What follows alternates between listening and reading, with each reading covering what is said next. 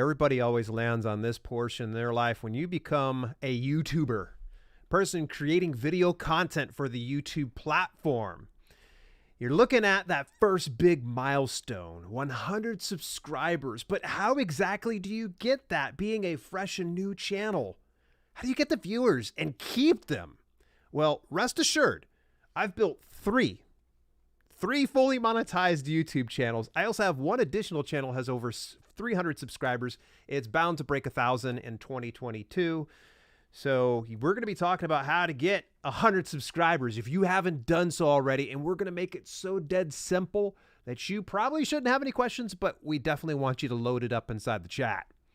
But before we get onto that, Dale, if you guys like this content that we provide for you, whether it's on our live streams or our pre-recorded videos, and you want to help support the channel and help us get the ball rolling and buy more product and do more reviews and whatnot, then check out restream.io.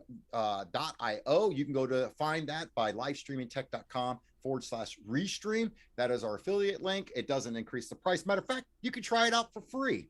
So you have nothing to lose.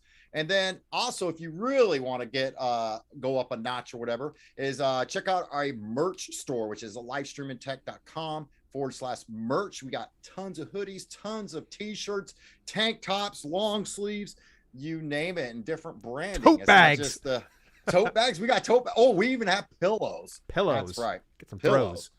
Some bros. So you guys want to check that out, go give that a glance, and it might make a really good stocking stuffer for the one that you love in your household. Yeah. So Dale, hit us up with number one. What should we do to get those first 100 subscribers? You want to get 100 subscribers, you got to get your channel optimized.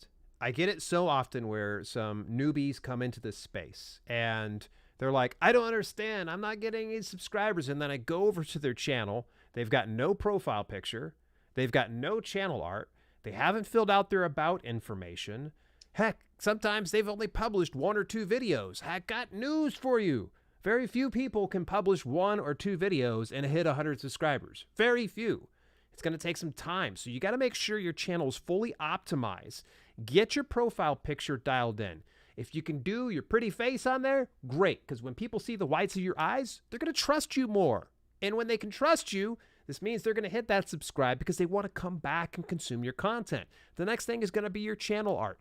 Super, super simple to whip this together. But the one thing that you're going to want to do, most of all, is on that channel art, what is your mission statement? What is your value proposition to the world? Because if you don't have that all dialed in, chances are very likely people are going to show up to your channel and go, I don't know.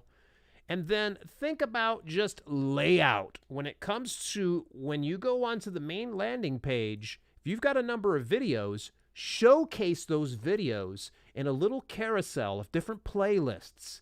Organize those videos. You can have upwards of 10 different playlists on your main landing page.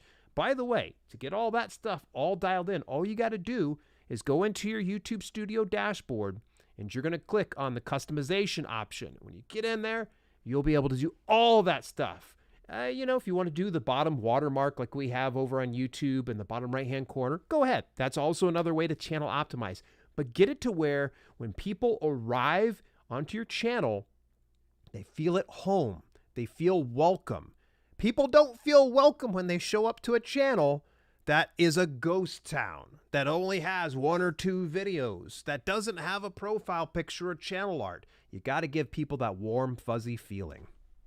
Yeah, it's almost like being invited to somebody's personal gym, and then when you walk in, it's an empty building with a bench and a few dumbbells. You're looking around going, you go, this is it? Good analogy. Yeah, that's the thing. I mean, because you're always going to start out with just a small handful of videos, unless you're like a freaking machine right off the rip, which, hey, if you are, hey, more kudos to you, which brings up number 2, and that is just start. That's right. So once you've done what Dale says, get your profile pic up, get your banner up there, even drop a little description. Maybe you don't really know what you're doing yet. Maybe you haven't found your voice or decided where you're going to lean towards as far as a content creator goes.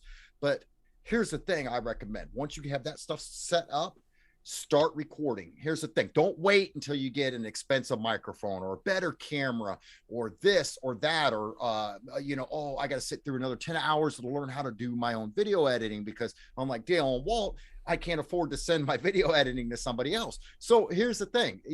We started out that way. Did we not, Dale? Oh, yes. Yeah. And it was one of those things where I was trying to help him, and I had to back off of it because editing probably takes a lot more time than it does to record. So here's the thing. Start recording. Eventually, you're going to find your own voice. You're going to find what content you're going to dial in on. That's the thing. Go to like channels like Mr. Beast's. Go way back when he first started. Crappy mic, crappy camera, and he was kind of all over the place. But the thing is he eventually found his voice because his idea was I'm just going to start uploading stuff. Upload. Because here's the thing. When you do that, YouTube likes to send it out to people. They like to try to invite a bunch of people to the party when you do that. Versus if you only upload, say, oh, you did really great your first week. You got 3 videos recorded and uploaded, but yet you wait another 3 months to upload a video. YouTube does not like that, and they are not going to share out your videos that you are creating and stuff. So, and the other thing too is by recording on a consistent basis, whether it be once a week or once every 2 weeks, it gives you time to learn that skill. And actually, you're going to go back and you're going to watch your first videos, and you're going to give yourself a pat on the back, seeing how far you have come. Yeah, I think you and I have even come a long ways since our first video. Gosh, which is crazy because really you had the YouTube jump on me way from the get-go. Yeah. Let's go into this very next point, and it's not just getting started, but staying consistent with your uploads. Upload regularly. You gotta feed the beast. YouTube algorithm really thrives on content. And though you might have a video that performs really well, don't just sit back on your laurels and expect them to continue to send out traffic, because what ends up happening is a video is going to start to lose a little bit of its new car smell, if you will. It's going to lose its relevancy, as is referred in the search engine algorithms. So if you want to maintain relevancy for your channel as a whole, uploading regular content is going to make a big difference. Now, as Walt said, don't upload 3 videos 1 week and then upload 2 months later after that. Stick to a schedule of some sort. If you deviate slightly, don't beat yourself up. It happens. I want you to kind of think, though. Every now and then someone says, how many videos do I need to do? It depends on your audience. Your audience is going to let you know by watching it, the number of views, or how long they're watching it for.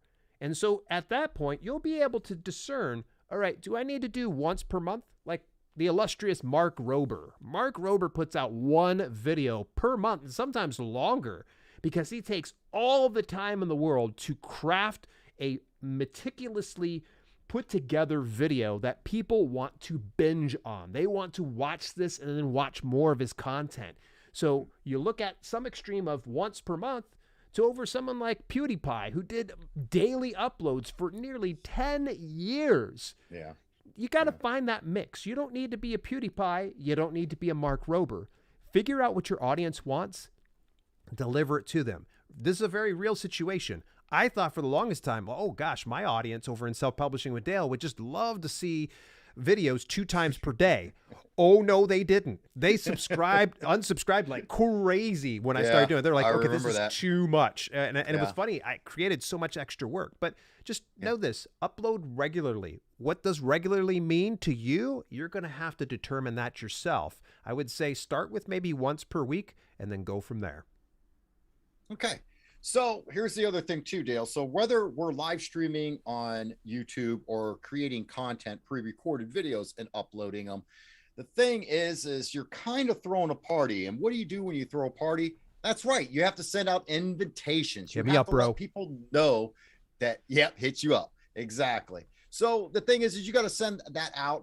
We got to talk about leveraging social media. So whether that you be on Twitter, Instagram, TikTok, Facebook. I know a lot of you are like, oh, Facebook really won't. Yeah, be surprised that, how much you send out there. Now, here's the thing. I'm not saying set up accounts on all these social media accounts and just start blasting and just start following people or asking people to follow and this and that. The thing is you gotta give what you're expecting to take. So what I mean by that is engage, interact with people on these social media platforms. Just don't go me, because then no one's like, oh, that dude, he showed up to my party. I didn't invite him, guys. Yeah, exactly. You don't want to be that guy. You don't want to be the guy on boards, on Facebook groups, spamming the fact that you're live streaming or the fact that you just published a new video on your YouTube channel. So here's the thing: is find your audience, find people that you have commonality in, interact with these people, and then send out the invitations sparingly. So just don't sit there and blast it. I've seen, Dale, I can't tell you, this is back when I first started streaming on Twitch, and that was a big thing, was to have a Twitter account. And I noticed that a lot of people did the follow for follow thing. And of course, yeah, me being a noob into that, I fell into that. And then when I would follow these people, oh my God, I would get like 4, 5, 6 alerts in one day on the same stream that they were doing. Not different topic, not different. It was just like, hey, I'm going live at 4. And it's like 10 a.m. Okay. 11 a.m. hits. Hey, I'm going live at 4. Then noon hits. I'm going live at 4. You know what I'm saying? So eventually what happened is I unfollowed those people because the fact that, one, I wasn't gaining anything other than feeling like I was getting spammed with invites to their little party that really I, at that point, never cared about after that. You know, send me the invite. If I show up, I show up. Yeah. You know, so that's the thing. Use social media, but use it wisely and sparingly. Don't just sit there and spam everyone. I think it's important too, and this is a little bit of a deviation of what you were saying on your point here. Leveraging social media is definitely a good avenue. Email marketing. Don't rest on email marketing. With so many services like MailerLite and MailChimp offering free up to 1,000 subscribers. 1,000 subscribers. Think about that. If you can just get it to where in one of your videos, say, hey, go over to livestreamingtech.com/sign up to join our email notification club. And what happens is when we go live, we'll let you know. And also you'll get some pertinent information about discounts, deals, and the latest news in live streaming. By the way, I'm not sure if we've got that. You're welcome to go check it for yourself. But email marketing can go right there with social media. Again, it's kind of like what Walt said. You got to deliver value. Because if you continue to treat this as a transactional relationship, like, hey, show up so I can sell you stuff, people are going to be put off by that. People don't like to be blatantly sold to. It's just not the nature of the beast. But let's go over to something that I love to nerd out about.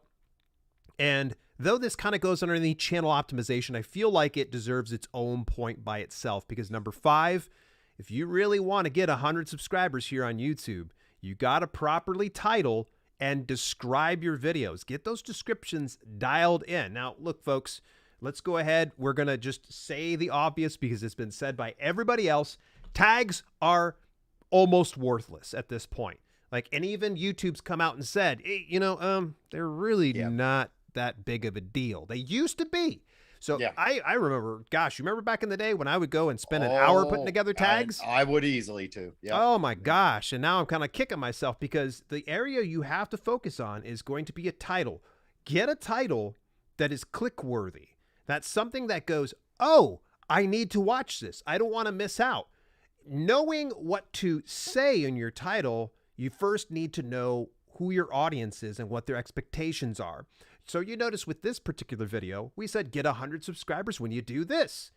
I'm not identifying anybody that is over 100 subscribers. I've identified the specific audience that has the pain point of, I just started my channel. I want to hit the next major milestone. And so that's what you really want to do, is put yourself into the driver's seat of the person that you want to deliver to the video. The next thing is getting that description dialed in.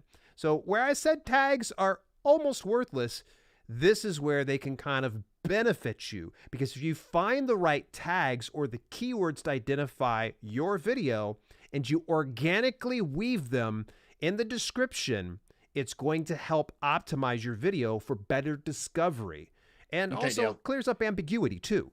So when you say weave them in, how are, like, get a little bit more specific. So say for instance, I had 2 tags that popped up, and for instance, live streaming gear, and then the other one would be streaming gear 2021. How would I incorporate that into my description? So what I would do is I'd take that specific keyword right there and I would put it into like a sentence of some sort. Are you looking for good live streaming gear? Then take a look at our live streaming gear for 2021. I can't remember what you had said. You get it to where you say, and you don't want to get it to where you're so redundant where you're like live streaming gear, because I've seen that. That's the reason why I brought it up. I've seen people's description where they're trying so hard to get all those keywords and get all that search functionality in there to where it just looks like jibber jab, robotic talk. And then it becomes suppressed because ultimately at the end of the day, YouTube doesn't want to see a bunch of spammy type stuff. So this is actually, we're going to tell you 2 tools that we prefer using when it comes to optimizing the descriptions and the titles. One of them, my go-to, Morning Fame. Morning Fame, you can't beat it, honestly, and they have a new version right now that they take the tags and they build a word cloud. Now, if you're not familiar with what a word cloud is, it essentially takes all the keywords and puts them together in some capacity. And if you have some overlap here and there, and it's done inside your description, it's going to make for a broad keyword match, meaning that, let's say, live streaming gear 2021 is my keyword. It may not make sense for me to put this inside my sentence. So maybe I say looking for live streaming gear in 2021, even though there's in between live streaming and 2021, it's still there in the word cloud. So Morning Fame just recently did this amazing update. If you have not tried them before, take a look at our referral link of livestreamingtech.com/morningfame. We left a link in the description on our YouTube video. Again, that's livestreamingtech.com/morningfame. You get a free month. Do the free month. And by the way, we don't get any financial kickback. If you end up buying like one, you end up subscribing, we'll get like a free month. So full disclosure on that one. TubeBuddy is our other one. That's where I cut my teeth. TubeBuddy is an amazing product. I have Legend. Love me some Legend access, but even the free is excellent. In fact, it's perfect for newbie streamers, and they get 50% off to newbie streamers on TubeBuddy. Go to livestreamingtech.com/TubeBuddy.